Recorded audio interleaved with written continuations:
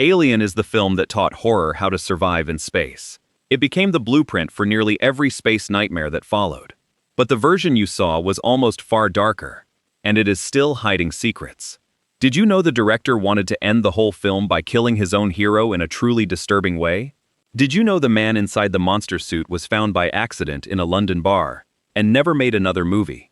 Today, we're uncovering 20 hidden truths about Alien, 1979. That includes a mystery hidden in one dead alien body, one that Ridley Scott refused to explain for over 30 years, until an entire prequel called Prometheus. Number 1. The ending that killed Ripley. Alien has a famous ending. Ripley survives. She blasts the creature out of the airlock and drifts into a long sleep. But that was not the ending Ridley Scott wanted. His first idea was far darker. In his version, the alien wins. It corners Ripley in the escape shuttle. Her weapon fails. The creature smashes through her helmet and rips her head clean off. Then it does something truly chilling. It sits down in her chair and sends a final message to Earth. And it speaks in a human voice, copying the captain, to lure rescuers into the same deadly trap. Scott pitched this over the phone to the bosses at 20th Century Fox. There was a long, cold silence on the line. About 14 hours later, a studio executive showed up on set. He told Scott plainly, "If the film ends with Ripley dying, you are fired." The creature had to lose. So Scott backed down, and Ripley lived. That dark ending was never even filmed. It only survives as a story Scott tells in interviews. The scariest ending of Alien is the one you were never allowed to see. Number 2. Ripley was written as a man. Ellen Ripley is one of the greatest heroines in movie history, but she was not written as a woman at all. In the original script, the whole crew was left open. A note at the top said the crew is unisex, and all parts can be played by men or women. Every single role could go either way. The survivor who becomes the hero was first written as a male character named Roby. So how did we get Sigourney Weaver? The choice came from the top. The head of 20th Century Fox at the time was Alan Ladd Jr. He was the same man who had greenlit Star Wars. He decided the lone survivor should be a woman. It was a bold move for the 1970s. Back then, a woman almost never led a science fiction film, let alone survive to defeat the monster alone. That one casting decision changed everything. It gave film a brand new kind of hero. The toughest, smartest person on the Nostromo was almost just another leading man. Instead, Ripley kicked open a door that had been shut for decades. Number 3. The chestburster shock was real. The chestburster scene is the most famous moment in the film, and the horror on those faces is not acting. It is real. Here is what happened. The cast knew that a creature would burst out of John Hurt's chest. They had even seen the little puppet. But the crew kept one big secret from them. Nobody told the actors about the blood. Hidden pumps and hoses were loaded with fake blood under high pressure. They filled a fake chest with real organs from a butcher shop. Then they filmed it in one take. When the creature punched through, a jet of blood about 3 feet long shot straight into Veronica Cartwright's face. She backed away in shock and flipped right over. Actor Yaphet Kotto was so disturbed he went to his room afterward and would not speak to anyone. Tom Skerritt later said it plainly. What you saw on camera was the real response. Ridley Scott had tricked his own cast to steal a genuine moment of terror. The most shocking scene in horror history worked because the actors were truly, honestly horrified. Number 4. The monster was found in a bar. The alien is one of the scariest creatures ever put on screen. The man inside the suit had never acted in his life. His name was Bolaji Badejo. He was a graphic design student from Nigeria, living in London. One day, a member of the casting team spotted him in a bar. What caught their eye was his body. Badejo stood about 6 feet 10 inches tall, and he was extremely thin, with very long arms and legs. That was exactly the strange, insect-like shape the film needed. Ridley Scott had been searching everywhere. He had even looked at basketball players and met the actor who played Chewbacca. Then he met Badejo and knew instantly. To move like a nightmare, Badejo studied Tai Chi for slow, graceful motion. The crew kept him away from the other actors, so his sudden appearances would feel truly frightening. Sadly, this was his only film. He returned to Nigeria, opened an art gallery, and died young in 1992. A quiet student who was discovered by pure chance became one of the most feared monsters in movie history.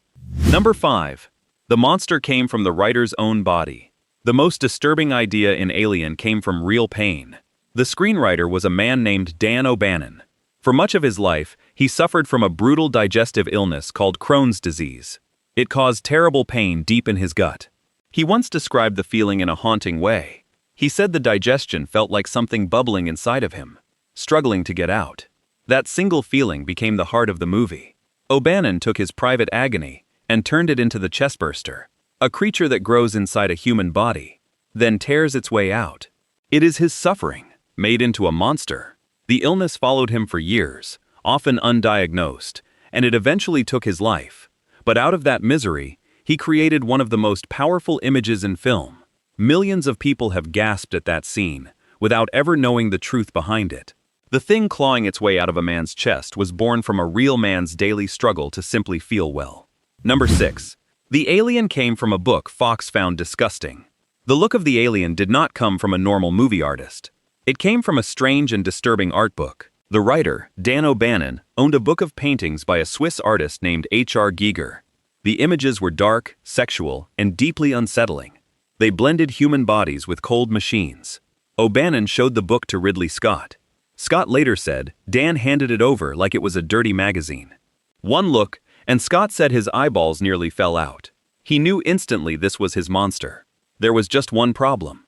The studio thought Giger's work was too ghastly and horrible for audiences. They did not want him anywhere near the film, but Scott refused to back down. He said he would not make the movie without Giger. He even flew to meet the artist in person. In the end, Scott won. Giger designed the alien, the eggs, and the giant wrecked spaceship. He later won an Academy Award for it. The creature that terrified the world came from the one artist the studio was desperate to avoid. Number 7. A stack of drawings doubled the budget. Ridley Scott almost did not get enough money to make Alien properly. The studio saw it as a cheap little horror film. They were ready to spend as little as possible. Scott needed to change their minds. He did it with a pencil. Scott is a gifted artist. So he sat down and drew the entire film himself, scene by scene, in detailed pictures. These sketches showed exactly how grand and beautiful the movie could look. It would not be a cheap monster flick. It would feel enormous and real. When the studio saw his drawings, they were stunned. They agreed on the spot to double the budget. The money jumped from around $4 million to over $8 million. In the end, the film was made for roughly $11 million. That extra money paid for the huge sets and the slow, dreadful atmosphere fans still love. One director with a stack of drawings talked a studio into trusting him. Those simple sketches are a big reason Alien looks like a masterpiece instead of a bargain bin scare. Number 8. It started life as a comedy. This may be the strangest fact of all. The terrifying Alien grew out of a goofy comedy. Years earlier, Dan O'Bannon helped make a low-budget science fiction comedy called Dark Star. It was a silly movie about a bored crew on a spaceship. It even featured an alien on board. But that alien was a joke. It was played by a painted beach ball with clawed feet, waddling around and causing trouble. Audiences laughed at it. O'Bannon was not fully happy with how comic it turned out. He kept thinking about that idea. An alien, loose on a ship. What if it was not funny at all? What if it was the most frightening thing imaginable? So he took the same basic setup and flipped it completely. He drained out every laugh and filled it with dread. The bouncing beach ball became a sleek, deadly killer. The jokes became screams. It is amazing to think about. One of the scariest films ever made began as a spoof with a beach ball for a monster. Number 9. It was almost called Star Beast. The title Alien is simple and perfect. One cold, plain word. But it was not the first choice. Dan O'Bannon first called his script Star Beast. Say that out loud and it sounds like a cheesy 1950s creature feature. It does not carry the same quiet dread. At some point, O'Bannon looked at the word alien in his own script. He noticed it worked as both a noun and an adjective. It was strange, simple, and unsettling. So Star Beast was dropped, and Alien was born. The film also had a snappy pitch to sell it to nervous studios. The team described it in 3 words. Jaws in space. That told everyone exactly what they were getting. The terror of a hidden predator, trapped in a metal box. The project even nearly landed with a famous maker of cheap, fast horror films before it found a real studio. It is strange to imagine now. The movie we call a classic was almost a B movie, called Star Beast. A single better word helped turn it into a legend. Number 10. A famous rock band lit the alien eggs. One of the eeriest scenes in Alien was lit by accident, thanks to a rock band. When the crew explores the wrecked ship, they find a chamber full of leathery eggs. Floating just above the eggs is a thin, glowing blue mist, like a laser screen. It looks alien and beautiful. So where did that light come from? The film was shot at Shepperton Studios in England. On the soundstage right next door, the legendary rock band The Who were setting up their concert gear. That included powerful laser lights for their live shows. Ridley Scott heard about it and had an idea. He simply borrowed the band's lasers. He used them to create that haunting glow hovering over the eggs. A tool built to dazzle crowds at a rock concert ended up crafting one of the creepiest images in science fiction. It is a perfect example of Scott's clever, make-it-work spirit. The unforgettable light in that alien nursery was really just a rock band stage show, borrowed from the room next door. Number 11. The monster was built from real bones. Part of why the alien feels so wrong is what went into it. The designer, H.R. Giger, did not want the creature to look like a clean rubber toy. He wanted it to look like living bone fused with machine. To get that effect, he used the real thing. Giger worked actual bones into his designs and molds. This gave the alien its unsettling, skeletal look, as if it were built from the remains of real creatures. There is a grim story from the workshop. At one point, a batch of bones was delivered to Giger, with bits of flesh and rot still clinging to them. Even Giger, a man famous for his dark and disturbing art, was disgusted. He only used bones that had been properly cleaned and stripped bare. That care is exactly why the monster works so well. Your eye senses something real and organic in its shape, even if you cannot say why. The alien is so deeply creepy partly because it is not pure fantasy. Buried in its design are pieces of real, once-living things. Number 12. The eggs almost had faces. The alien eggs are simple and scary. Dark leathery pods that slowly peel open at the top. But Giger's first design was very different, and much stranger. Sigourney Weaver saw the early sketches herself. She revealed a wild detail. In the original plans, the eggs were going to have little baby faces on the outside.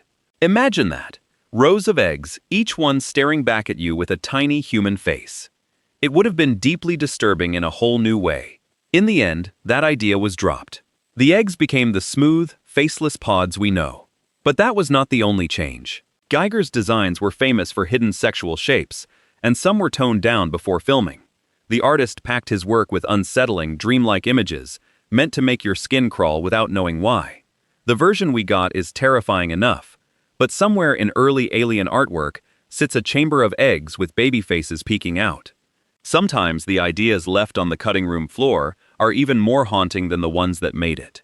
Number 13. The alien's blood can eat through steel. The crew of the Nostromo face a nightmare with no easy answer. They cannot just shoot the monster, and the reason is brilliant. The alien bleeds acid. This idea came from a concept artist named Ron Cobb. He realized the creature needed to be truly unkillable in a small metal ship, so he gave it blood that is a powerful acid. If you shoot it or stab it, its blood sprays out and burns through everything it touches. And the crew are trapped inside a spaceship. One good hit in the wrong spot, and the acid could eat straight through the hull, letting the deadly vacuum of space pour in. So the humans are stuck. Their guns are useless. Their weapons could kill them faster than the monster. It is a perfect trap. There is a famous moment early on where the acid drips down through several floors of the ship, melting metal as it goes. The crew just watch in horror. That single clever idea, blood that eats through steel, is what makes the alien feel truly impossible to beat. Number 14. John Hurt died with a smoke and a glass of wine. The chestburster scene looks like pure chaos and terror. Behind the scenes, it was oddly calm and funny to set up. The victim in the scene is a crew member named Kane, played by John Hurt. For the shot, Hurt could not simply lie on the table. The creature had to burst up through his chest. So the crew built a special fake table. Hurt sat underneath it, hidden from view. Only his head and arms poked up through a hole, resting in a fake chest stuffed with organs. And there he waited, while the crew got everything ready. According to people on set, Hurt passed the time in style. He sat under that bloody table with a cigarette in one hand and a glass of white wine in the other. Picture it. One of the most horrifying deaths in film history, and the actor is relaxing with a smoke and a drink, waiting for his cue. It is a funny image hiding behind a gruesome scene. Movie magic often looks nothing like the finished terror on the screen. Number 15, the robot twist was a late addition. Alien has a shocking twist. The ship's comm science officer, Ash, turns out to be a robot working against the crew. It is one of the best surprises in the film, but that character did not exist in the first script. Dan O'Bannon's original story had no secret android at all. The twist was added later, during rewrites, by two writers named Walter Hill and David Giler. They reshaped the script and invented Ash, the hidden company spy who is not even human. At first, O'Bannon was not happy about all these changes to his work. Writers rarely enjoy watching someone rewrite their story, but even he had to admit the truth in the end. He later called the android subplot one of the best things in the movie, and he was right. The reveal that the company planted a robot to protect the alien and treat the crew as expendable gives the film its cold, dark heart. A twist that was almost never included became one of the most chilling parts of the whole story. Number 16. A deleted scene solved the film's biggest mystery. Watch Alien closely and a strange question pops up. As the crew are killed, where do the bodies go? Two crew members, Dallas and Brett, are dragged off by the creature and simply vanish. We never see them again. For years, that felt like a small hole in the story. But Ridley Scott had actually filmed the answer. There was a haunting scene near the end. As Ripley tries to escape the doomed ship, she stumbles onto a horrifying sight. She finds Dallas and Brett, still alive, slowly being turned into alien eggs. The creature was not just killing the crew, it was using their bodies to breed more of its kind. It is one of the darkest ideas in the whole film. Scott cut the scene from the 1979 release to keep the movie tight and fast. Fans did not get to see it for decades. It was finally added back into a special director's version, released in 2003. A missing scene hidden for years quietly answered the film's creepiest question. Number 17. One dead body became an entire prequel. Early in Alien, the crew finds a wrecked spaceship on a lonely planet. Inside, they discover something unforgettable. A giant, long-dead alien pilot, still sitting in its chair. Its body seems fused to the machine, and its chest has burst open from the inside. Fans called this mysterious giant the space jockey. And for decades, that was all anyone knew. Who was he? Where did he come from? Why was his ship full of deadly eggs? The film never explained it. The mystery haunted fans for over 30 years. Ridley Scott finally decided to answer it himself.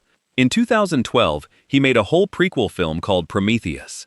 That movie explored the origins of those giant beings and their link to the alien and even to humanity. A single silent corpse, glimpsed for less than a minute in the first film, was so powerful that it grew into an entire new chapter of the series.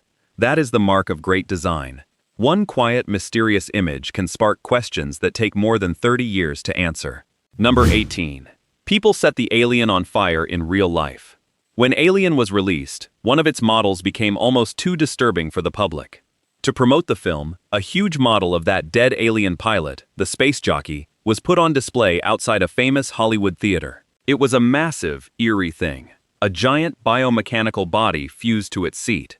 Crowds lined up for blocks just to see the movie, and the strange sculpture greeted them outside. But not everyone was amazed. According to reports, some deeply religious people were horrified by the sight of it. They believed the twisted alien figure was evil, even the work of the devil, so they set it on fire. A promotional model, built to sell tickets, was burned by people who found it truly demonic. It says a lot about the raw power of Giger's designs. His creatures did not just scare people on screen. They reached into something primal and frightening, even as a lifeless statue on a sidewalk. Few movie props have ever unsettled people enough to make them light a match. Number 19. They hid the monster from the whole world. Part of why Alien terrified audiences in 1979 was a smart choice. The studio and Ridley Scott kept the monster a secret. Before the film came out, they released almost no clear pictures of the creature. Even the book version of the story avoided showing it. They wanted your first real look at the alien to happen in the dark of the theater, with no warning. On set, they used the same trick. The actor in the suit was kept away from the rest of the cast, so his appearances felt fresh and shocking. The marketing leaned on one now famous line instead of showing the beast. In space, No one can hear you scream. It promised terror without revealing a single claw. This was the opposite of how films are often sold today, with every big moment spoiled in the trailer. Alien trusted mystery. It let your imagination do the heavy lifting until the monster finally struck. By hiding their creature, the filmmakers made it far more frightening than any poster ever could. Number 20. A scrappy little film that changed everything. When Sigourney Weaver signed on to Alien, she did not think it was a big deal. She later called it a scrappy little independent film. Almost nobody expected greatness. The budget was modest, only around $11 million. The cast was not full of huge stars. It was, on paper, just another space monster movie. Then it opened. Audiences were stunned. The film went on to earn well over $100 million around the world. It won an Academy Award for its visual effects, and it launched one of the most beloved franchises in film. More than that, it changed cinema itself. It proved that science fiction could be truly scary, not just fun and shiny. It gave the world Ripley, a new kind of hero who did not need to be rescued. And it made a monster so perfect that filmmakers still copy it today. A small film that its own star called Scrappy grew into a giant. Nearly 50 years later, Alien is still the standard that every space horror film is measured against. Beneath the monster and the blood, Alien is really about being small and alone. A crew of ordinary workers, far from home, learning that their own company sees them as cargo, not people. That fear never goes out of style. So here is our question. If you woke up on the Nostromo and heard that strange signal, would you go down to that planet? Or leave it alone? Tell us below. And hit subscribe, because every week we uncover the secrets Hollywood buried in the films you thought you knew.